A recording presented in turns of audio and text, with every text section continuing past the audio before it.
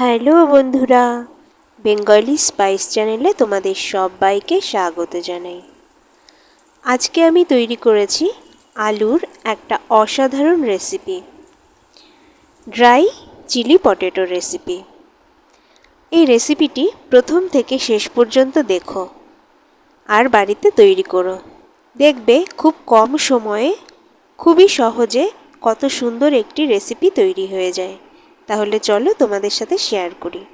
প্রথমেই আলুগুলোকে এইভাবে মোটা মোটা লম্বা লম্বা করে কেটে নিয়েছি। আলুর টুকরোগুলোকে কিন্তু একটু মোটা করেই কাটতে হবে। এখানে আমি জল গরম করতে দিয়েছি। দেখো জল কিন্তু গরম হয়ে উঠেছে।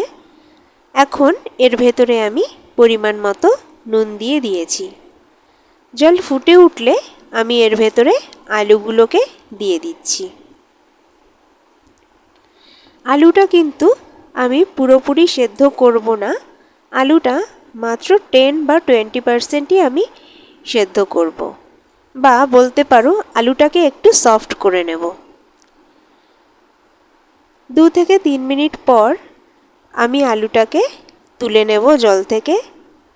আর আলুটা কিন্তু এর ভেতরেই সফট হয়ে গেছে, তো আমি আলুগুলোকে সব তুলে নিচ্ছি।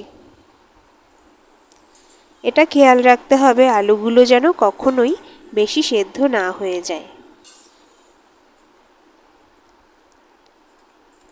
এইবার এই আলুগুলোর ভেতরে আমি দিয়ে দিচ্ছি প্রায় 1 টেবিল চামচ মতো সুজি। এখানে তোমরা চালের গুঁড়ো ব্যবহার করতে পারো। আর দিয়ে দিচ্ছি 2 টেবিল চামচ কর্নফ্লাওয়ার। এবার আলুগুলোর সাথে আমি এই সুজি আর কর্নফ্লাওয়ারটা ভালোভাবে কোট করে নেব। এখানে কিন্তু আমি নুন ব্যবহার করিনি। গরম জলে যেহেতু আমি পর্যাপ্ত পরিমাণে নুন দিয়েছিলাম, তো আমি এখানে যদি আর নুন ব্যবহার করি তাহলে কিন্তু নুন বেশি হয়ে যাবে। তো তার জন্য এখানে সুজি আর কর্নফ্লাওয়ার দিয়ে আমি খুব ভালোভাবে আস্তে আস্তে আলুগুলোকে কোট করে নিলাম। এবার কড়াইতে দিয়ে দিচ্ছি রিফাইন্ড তেল। পরিমাণ মতো রিফাইন্ড তেল এখানে দিয়ে দিচ্ছি। আর তেলটাকে মিডিয়াম গরম করে নেব। তারপরে কোট করা আলুর টুকরোগুলো আমি ছেড়ে দিচ্ছি এখানে। তেলটা কিন্তু কখনোই খুব গরম করবে না, একবারে মিডিয়াম গরম করে গ্যাসটাকে লো টু মিডিয়াম ফ্লেমে রেখে আমি কিন্তু আলুগুলোকে দিয়ে দিচ্ছি। তেল বেশি গরম হয়ে গেলে কিন্তু আলুগুলো দেওয়ার সাথে সাথেই পুড়ে যাবে, ভেতরটা কিন্তু ভালোভাবে ফ্রাই করা হবে না। তেলের পরিমাণ অনুযায়ী আমি এখানে কিন্তু আলুর টুকরোগুলো দিয়েছি, একেবারেই সব আলুগুলো দিয়ে দিইনি। তো এইভাবেই লো টু মিডিয়াম ফ্লেমে নেড়ে চেড়ে আলুগুলোকে কিন্তু ফ্রাই করে নিতে হবে।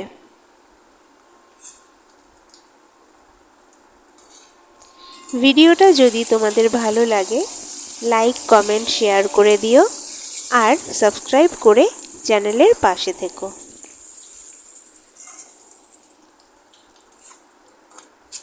আলুগুলোকে অনবরত এভাবে নেড়ে শেষের দিকে ফ্লেমটা হাই করে দেব। হাই করে দিয়ে তারপরে দেখো এইভাবে লাল লাল করে আলুগুলোকে ভালো করে ক্রিস্পি করে ভেজে নিতে হবে। এইবার তুলে নিচ্ছি আলুগুলোকে, ভালো করে তেল ঝরিয়ে তুলছি।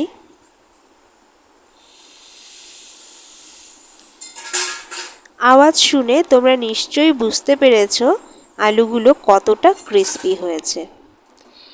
এই আলুগুলো কিন্তু তোমরা ডাল ভাতের সাথেই এভাবেই কিন্তু খেতে পারো, ভীষণই ভালো লাগবে।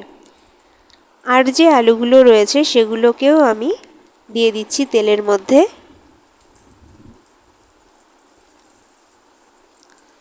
একইভাবে ভেজে নেব। আর দেখো এখানে একটা আলুকে ভেঙে দেখিয়ে দিচ্ছি, ভেতরটা কত সুন্দর সফট হয়ে গেছে আর বাইরের অংশটা ক্রিস্পি হয়েছে। দ্বিতীয় ব্যাচের আলুগুলোও ভাজা হয়ে গেছে, সেগুলোও তুলে নিচ্ছি আমি।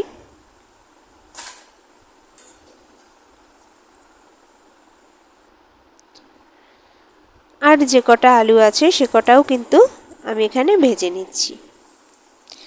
আলু ভাজা হয়ে গেলে তেলের পরিমাণটা একটু কমিয়ে নিয়েছি। কমিয়ে নিয়ে তাতে দিয়ে দিয়েছি রসুন কুচি। আর এবার দিয়ে দিচ্ছি এখানে গ্রেট করা আদা। আমি এখানে আদা গ্রেট করে নিয়েছি। তোমরা কিন্তু এখানে আদা কুচি করেও নিতে পারো, তাতেও কোনো অসুবিধে হবে না। আদা রসুনগুলো নেড়েচেড়ে দিচ্ছি। যখনই আদা রসুনগুলো থেকে খুব সুন্দর একটা ভাজা ভাজা গন্ধ বের হবে, তারপরে বাকি জিনিসগুলো আমি এখানে দিয়ে দেব।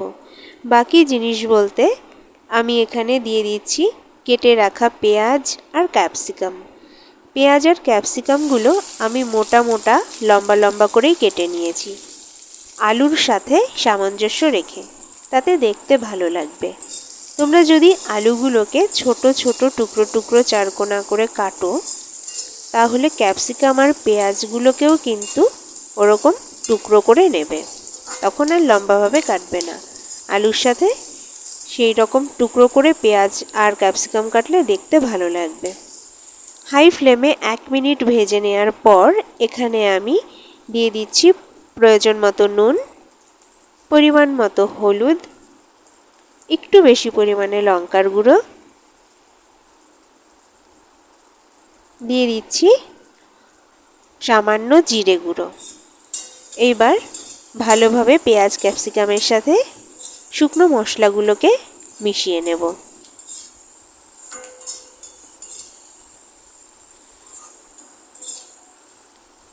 মশলাগুলো দেখো ভাজা ভাজা হয়ে গেছে।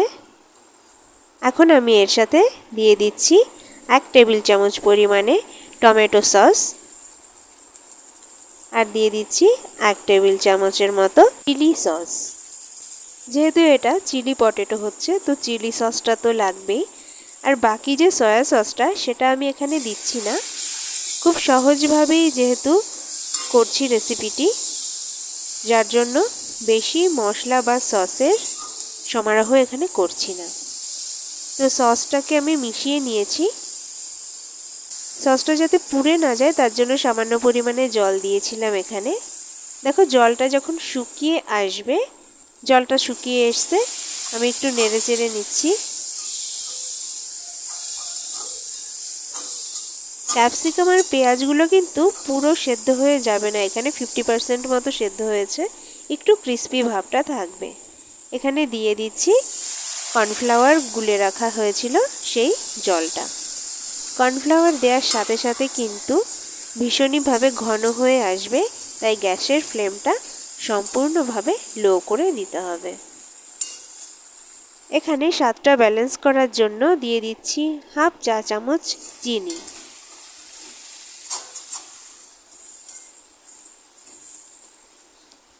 দেখো গ্রেভিটা কিন্তু পুরোপুরি রেডি। এর সাথে এবার আমি ভেজে রাখা আলুর টুকরোগুলো দিয়ে দিচ্ছি। আলুর টুকরোগুলো দেওয়ার সাথে সাথেই গ্রেভিতে যতটুকু পরিমাণে জল ছিল সেটা কিন্তু আলুর টুকরো শুষে নিয়ে সম্পূর্ণভাবে ড্রাই হয়ে গেছে। তাহলে এবার তৈরি হয়ে গেল ড্রাই চিলি পটেটো রেসিপিটি। দেখো কত সুন্দর লাগছে, দেখতেও যেমন সুন্দর লাগছে, খেতেও কিন্তু ততটাই সুস্বাদু। প্রায় শেষ পথে চলে এসেছি রান্নাটার। এইবার ধনেপাতা ছড়িয়ে দিলাম, আর রান্নাটা কিন্তু এখন কমপ্লিট হয়ে গেল। এবার একটু মিশিয়ে নেব। তো বন্ধুরা, তোমরাও বাড়িতে এইভাবে সহজ আর কম উপকরণে এই রেসিপিটি তৈরি করবে।